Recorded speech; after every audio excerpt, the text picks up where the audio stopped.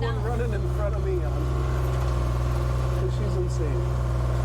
All right.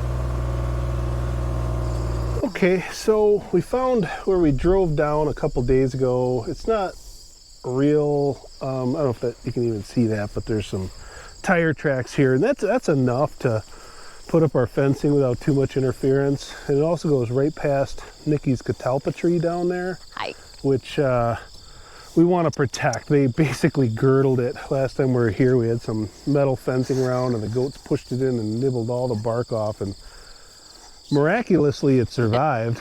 But yeah, so this will be where we're gonna go. We're just gonna use these tire tracks that we made previously, but then where it gets too steep and we couldn't drive down to the edge of the ponds, where I need to trim up a little bit just to make sure we get good voltage and don't lose too much. And this is looking really nice. We're about 4 months rest here. You can see it's like mid-calf, ankle height, lots of birdfoot trefoil, ton of variety in here. Some chicory, Queen Anne's lace, of course our favorite, the multiflora rose. There's some chicory, some narrow leaf plantains, a bunch of different grasses. It's funny, we have a lot of this yellow foxtail, which I guess is, you know, not the best and not the worst feed. But it's hard. I think a lot of the times when I'm looking at grass and saying, oh, I think that's fescue because it's got those lines and the shiny leaves, I think it's actually this yellow foxtail, which has a very distinct fold in the middle of the leaf. It's got some nice little like hairy ligules coming in here, and yeah, that's kind of a flat oval shaped stem and little nodule on a bump out where the new leaves are coming out. So yeah, easy to identify now when it's got that seed head on it, but I think a lot of the times when I'm trying to ID this grass in vegetative state, I'm thinking this is fescue when it's actually yellow foxtail. So here's our free choice mineral feeder. The goats are pooping it up pretty good. I mean, it's only been here for 2 days, but they love hanging out on this thing. So one of the many projects I have in mind is to build a little deck that they can hang out above the flap and not block people from eating it. Hey, Griffin. Good boy. Oh, your ears are doing so much better. And you're not jumping on me now. You're growing up. Good dog. And Gertie. Hi, Gertie.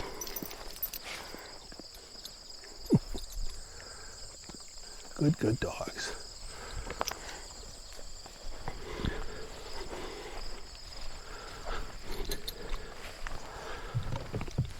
Yeah, that selenium is looking mighty low. So, the good news is animals are getting in here. Do we still have any Redmond salt, or do we use the rest of that bag? No, we haven't. There's still some in the barn? Okay.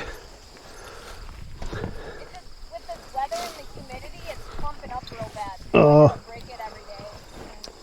Sulfur's pretty low here too. Yeah. In the vitamin 4 mix.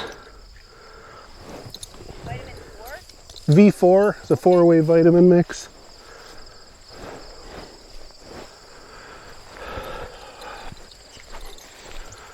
Crazy dogs. Yeah, crazy.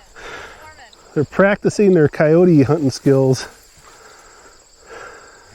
They're loving this break in the weather. Yeah, it's kind of rainy today. We're supposed to get some showers in a couple hours. But at least it's overcast and cool, which is great.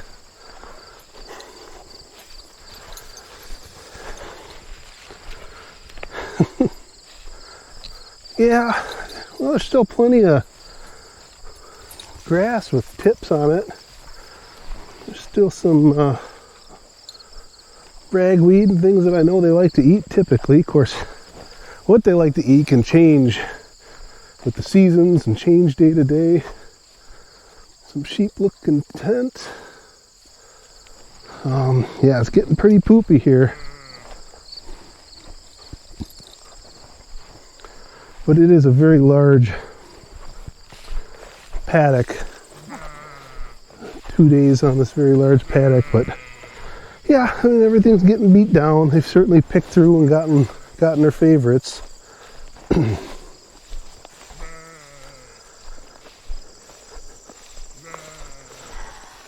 I wish I would have filmed what this looked like before we put them in here 2 days ago, because it was a lot more vegetative.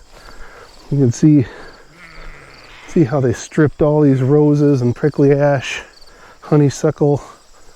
There's even a cedar tree in there. And this big hickory that fell down, the big dead hickory stump that fell down earlier this year. The goats just love this thing. It's like a playground for them. They've been all down in through there. Yeah, here where the roses are real thick, you know, they don't strip them up. They're just kind of going around the edges, but still quite a bit of pushback on them.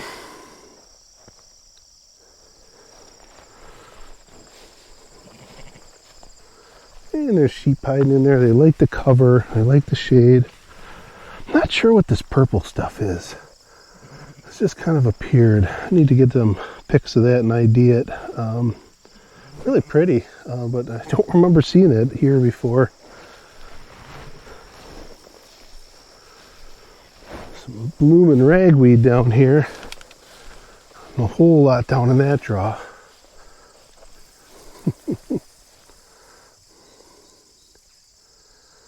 Yeah, we got our banded boys up there. They're still looking good. We'll probably slow their growth down a little bit, not having that natural testosterone, but much as I'd like to have a separate ram farm someday, we just don't have the facilities for that. Boy, they nailed this chicory down pretty good. There's the goats over here on the bottom of the hill. What are you guys eating, huh? Hey, cheeks. Emily. Boy, Emily is such a nice looking nanny here. I'm really excited to breed some of these Spanish goats. They've filled out so nicely since we got them out here, and that's, you know, when we got them, they were kind of asking, well, what do you plan to do for grain, and what's your hay feeder look like? It's like, well, we don't use a hay feeder and we don't use grain, and they kind of gave us a look like, thought we were going to kill them or something. But you know, these goats are doing great. They are loving it out here. They're thriving. They're fleshed out, and you know, it's all about variety. I think with the goats, it's really important to have some of these woody species available, which we have an abundance of, but they do eat grass, they eat forbs, they like just about whatever they get their hands on, and with enough variety they can pick and choose and kind of guide their own nutritional needs. Hey, cheeks.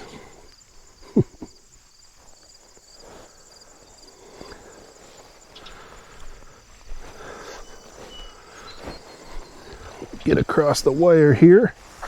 This will be the new paddock we're heading into. Yeah, we got the catalpa up there we got to protect. Got a couple, I think these are peaches Nikki put in over here. Yeah, and this just square fencing. Yeah, there it is. So there's a living peach down there. We're gonna have to put some wire around these. I think we'll just do some posts. We won't have to make it hot, but we'll just have to get it wrapped around so that it discourages them from pushing that fencing over and eating down our peaches. Yeah, I got another one right here. And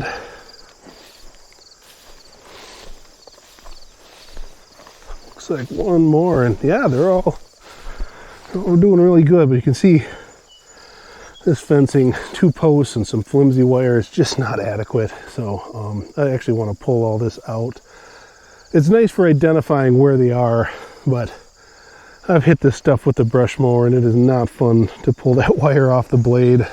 So I think moving forward, I want to see either bigger, better, like metal T-posts and cattle panels type protection, or just stakes to identify where they are. And then we got to put some poly wire up to protect them from the livestock. Of course, that won't help with the deer. So, but yeah, there's going to be tons of, it's just been a bumper year for apples. We were eating some the other day on the other side of the pond here. Yeah, over there, if you can see that tree off in the distance with all the red dots, that thing is loaded. They're just falling down. Seems early, but a lot of apples. And yeah, I think I'll figure out which path we're on here. But somewhere over here, we're going to make a path down to the edge of the pond. If you can see, we got the other fence back there. It just goes down until basically we're worried about getting our boots wet. So it looks like it's grass, but that's all like probably getting down to about a foot deep of water. So this will be kind of an interesting experiment to use the edge of the pond as a boundary and have fences coming down. We don't have the cows in here, so I'm not worried about the sheep and goats and llama having access to the edge of the pond. I'm actually a little more worried about the dogs. Are they gonna just head out and swim around there? We're really not sure, but I think if they do leave the paddock via the water, I think they'll come back. They'll want to be back by their feeder and by the sheep and goats. So I'm not too worried, but it is the first time we've tried this kind of configuration with the poly wire going down into the wet edge of the pond and then giving the animals access versus cordoning off the pond. So we'll see how it goes. We're just going to keep doing that right over that way. I do plan to exclude the dock, and we've got a couple little boats over there I don't want the goats stomping on. I do plan to, again, add it to the project list. I'd love to build a little boat rack down here to help get those up off the ground protected, but just hasn't made it that high on the priority list. So for now, we got to keep on grazing.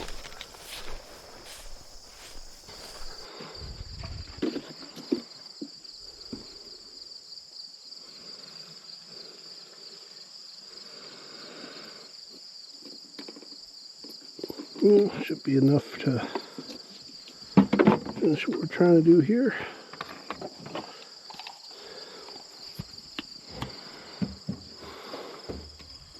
Easy. Good girl.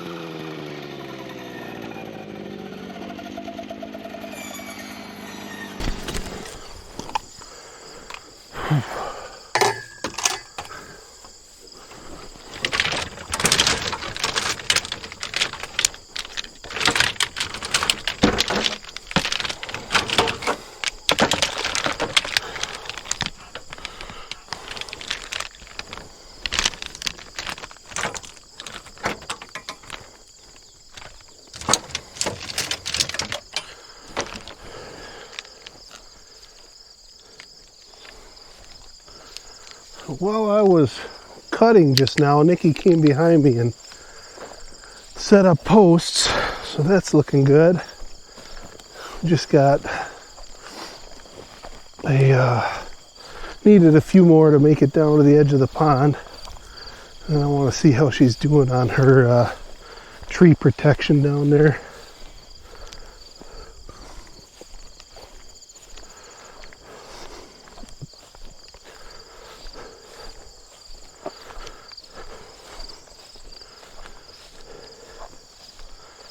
Tell you what, if you're looking to get in better shape, buy a hilly property and start a farm would be my advice. You don't get to take a day off. You don't get to say, oh, I don't feel like working out today. You got to get out. You got to feed your animals. And personally, I'd much rather be doing this. As much work as it is to cut paths and set up fencing, boy, it's nice to just move the animals and not have to move food, not have to move manure. I think it's worth it. Less work overall and more worthwhile, more gratifying. As I've said, I was telling somebody the other day, came out and was helping us for a day, and you know, I said, yeah, it's a lot of work, but it's a joyful kind of work. I get to be out here. If I didn't have to be out here, I'd probably be inside looking at a screen or something and getting a little bit fatter and a little bit slower. Instead, I'm out here listening to these crickets. Just an explosion of crickets in the last couple weeks. This time of year, we get a lot of them. Better bring my corner bracer. This is going to be another trip up the hill. I mean, I like the exercise, but I don't work any harder than I absolutely have to because there's too much other stuff to do.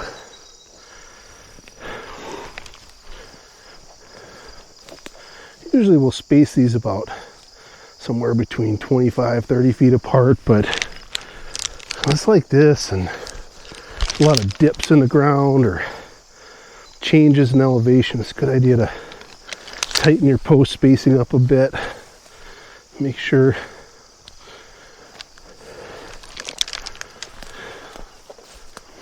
you're not leaving big gaps or somebody's going to slip under. Not that they do. I mean, we're getting them so well conditioned to the idea of staying inside the wire at this point that it's not really a concern.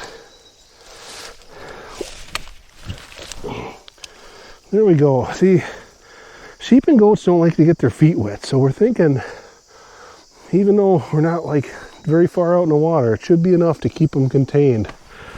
Not so sure about the dogs, but it's really only one way to find out. And I know I can call the dogs and they'll come over to me, so I'm not too worried. I don't think they're really gonna, they get stressed out. If we got them in too big of an area and they can't figure out where everybody is, it stresses them out. I would wrap right around here and I would come out, like maybe put like a post on either side to keep the goats from getting too close. Yeah.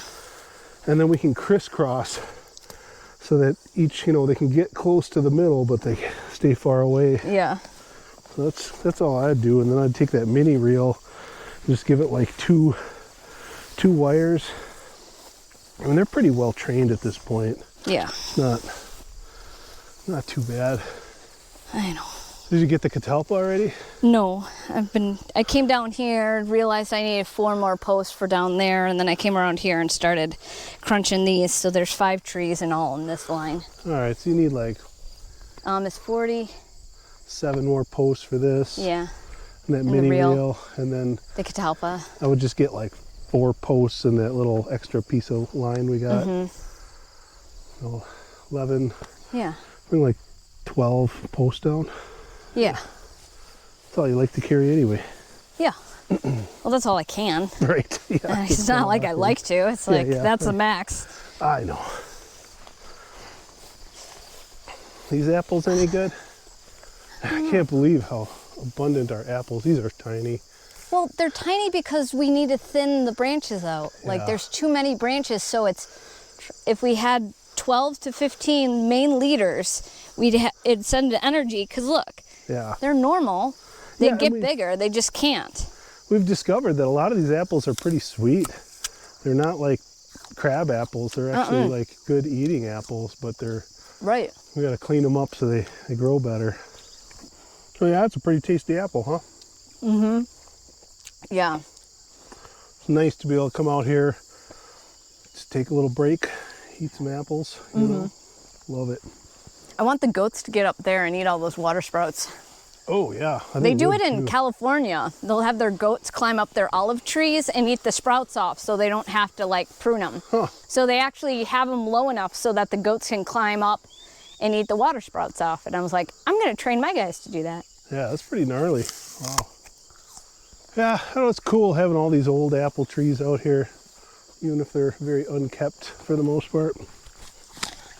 Well, Mark Shepard's stun method. Sheer, total, utter neglect. Yep. We're good at that. We are.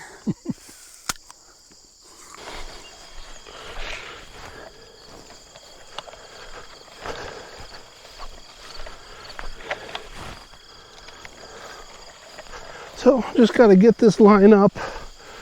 Nikki's over there working on her catalpa tree. And then we can take down that other fence and let everybody in here, which is the fun part. Notice how I'm holding my reel perpendicular to the fence line? It's because I found if I hold it like this, it tends to jump off the side. So if I spool it out from the middle, I get a lot less tangles that way, and I can kind of use my finger here as a brake and just keep spooling it out, guiding it with my hand. It does get a little rough on the fingers, but I guess I'm calloused up there now. It Doesn't bother me at all.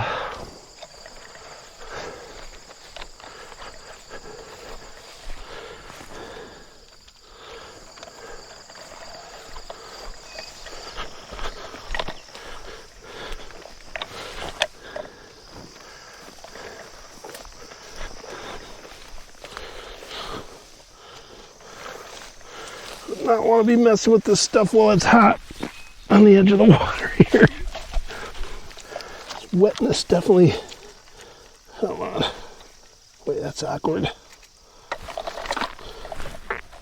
Yeah, staying in the puddle definitely increases the likelihood of you getting zapped. There we go.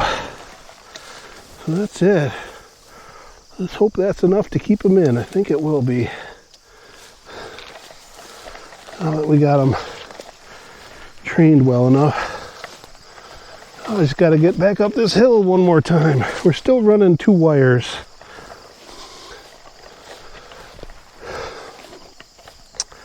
We're still running a 2-wire fence. I kind of think we could get away with 1 at this point, but I don't want to risk it until we get our perimeter fence finished up, which who knows how long that's going to take. I thought we were going to do it our first winter up here. I thought, oh, we'll get out there in March and clean up that fence line, and tighten up that weather. And well, we did some, but it's a much bigger job than what I had anticipated. And just don't have the budget to bring in some outside help right now, so we're taking the slow and steady wins the race approach. Yeah, everybody's getting anxious. They're sure not starving in there. I mean, there's plenty more feed if we wanted to push them, but no reason to push them. We want to get them off their manure and let this ground recover. We got a lot more land that we want to get that animal impact on, so that's the main thing, is keeping them moving. Nikki's catalpa tree, I think we got to go get some more line and do 1 more row around this just to be safe, but we're not electrifying it. We're just counting on the availability of easier things to get to and the training, you know, the psychological barrier of seeing that white string and knowing it might hurt if they touch it.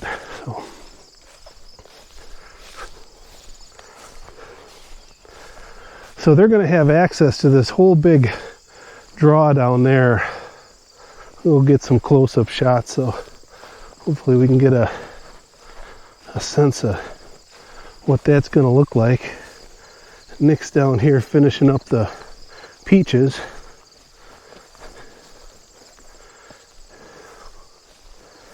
Yeah, that looks pretty good.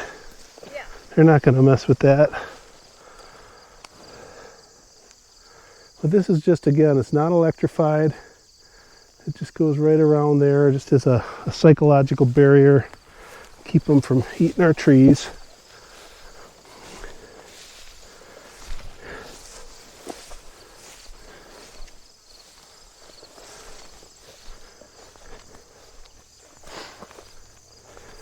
What's that? With the orange stake. A little leguminous tree. That is a, yes, it definitely is a leguminous tree. It is a false indigo. Last year at the end of the farmer's market, Mikkel And was selling those and his peach trees. Oh, so I had lost a couple from the ones I took from Walter and Ben's house and started as babies. And then I planted a couple of his with the ones from Walter, and then I got some false indigo because, you know, it's a nitrogen fixer, so it will fix nitrogen for these 2 right here. Okay, so the idea is kind of act as a nurse plant. I mean, they're kind of far away, but we'll see. Well, I only had bought 2, so I had 1 here and 1 up on the draw up there by the other peaches. Well, it's sure not going to hurt having a nitrogen fixing tree in there. No. And they're pretty. Yeah. And they like moist environments. I've seen a lot of people, when they talk about like a nurse plant, they're actually putting them in the same hole, and they're putting 2 trees in the same spot and then killing off the nitrogen fixer. Right, but we could coppice it, keep it going, and then put that around and Sure. the roots are going to come chop out. and drop, use it for living mulch. Yeah, Yeah, I like that too. Okay, well, we'll see how it goes. I didn't even know you had them in there. I just had the one and then the other guy, Cool. I think. Somewhere. So he's Losing somewhere. track. We've lost a few trees out here. Yeah. So yeah, it'll be interesting to see what this draw looks like after they get done with it. Get some before shots here. What is this red berries here? Is that honeysuckle? Nope. Prickly ash. Oh, that's the prickly ash. Yeah. Okay, I didn't realize it got berries like that. And you know what? The dogs like eating it, so I hope it's not diarrhea causing. And that's one the goats definitely like to eat. And we have a ton of it out here. Little thorny little shrub. They've been nailing it. They love it. I think there's some grapes or something hiding in there. Yeah, there are. There's bunches of grapes. I don't know if I can... Like, oh, are they ready to eat? They're purple. They're way up there. I don't know if I can get to them. Yeah, grab them down. They're ready. Okay. Last year, everyone was telling me to go pick some because I'm like, oh, we don't have any grapes. And they're like, pick these ones. You just have to add extra sugar. Yeah, pretty tart, I'm guessing. A lot of seeds. Yeah, a lot of seeds. Yeah, but I like tart. Yeah, cool. Oh, that's good. Yeah, I'll try one. I do want to get some grapes out here. Like better cultivars? Mm-hmm. Oh, those are really tart. I don't know. I love that. That's good. Yeah, we just let the goats in. Started opening up this paddock, and the goats are on it. They're watching. They're meeting us. They're waiting for us to open it up. A little smarter than the sheep that way.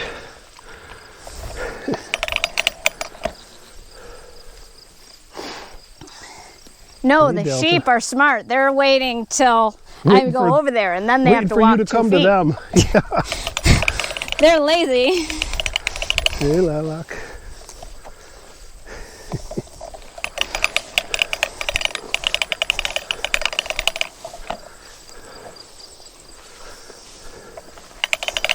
Well, this is the after. You see they cleaned up quite a bit, at least on the ground floor. Now there's still taller rose bushes in there and things, but here's that log. Boy, they like this. The goats are actually going inside of there, jumping out, and then they were walking on top. They just love this rotten hickory log.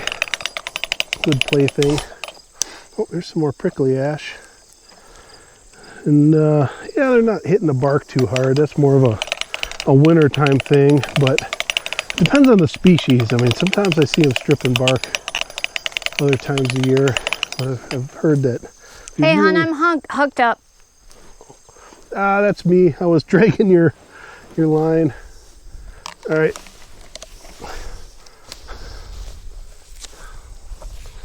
Yeah, hooked it on my foot and didn't even realize it. Trying to tangle up our stuff here. There goes the sheep.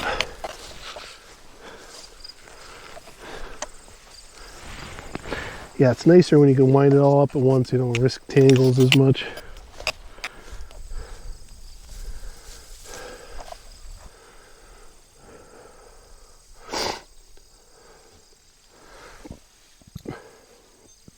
A bunch of little lambs bedded down, but funny, one stands up and then everyone else says, oh, maybe I should stand up. Then more do. Consensus building among the herd.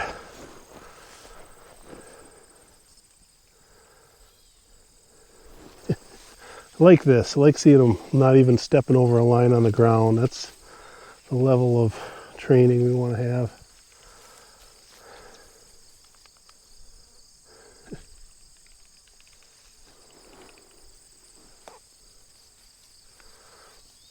Once Nikki gets to the end here and unhooks it, she should be able to pull this other wire through, get it all wound up.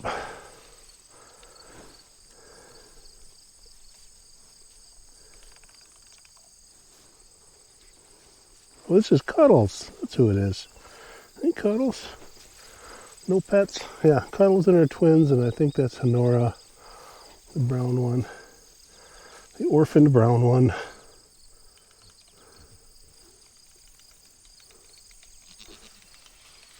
There we go. Usually it's a lot easier than this, but this is a kind of a big, weird, curvy thing we got going on. Here comes the end. Oh, sorry, Cuddles. Oh, teaching that it's fine to touch it. That's not smart. There you go.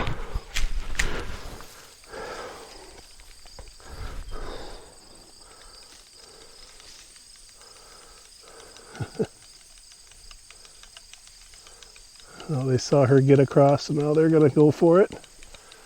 Fresh grass.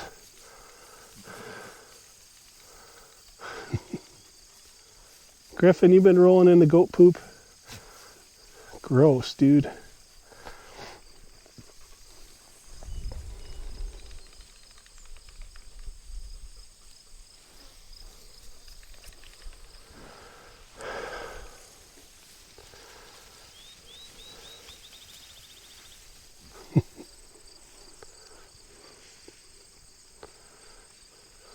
Straight for that ragweed, but they passed up the stuff that's flowering and went for the stuff that's just almost flowering. It's just about to open up.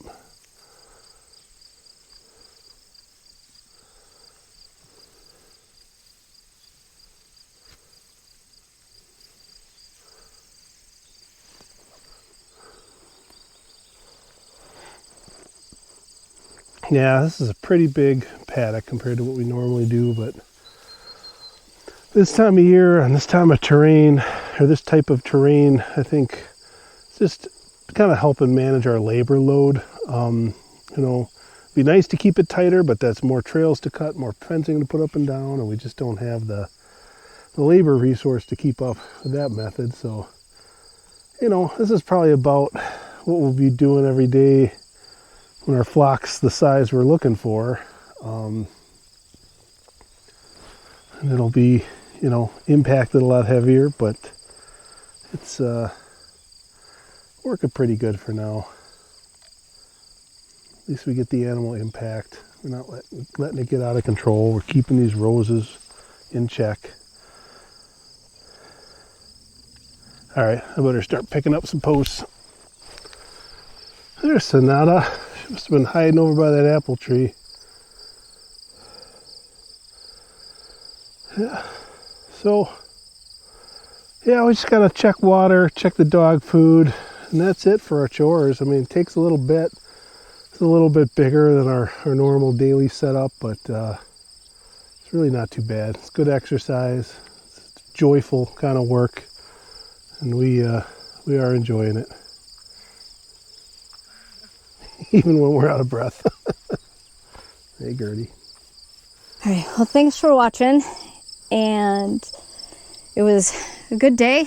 Everybody's on a new piece of really nice stuff, and hopefully they don't get to my trees. It's been working so far, knock on wood. And yeah, so we'll see you guys next time. Bye.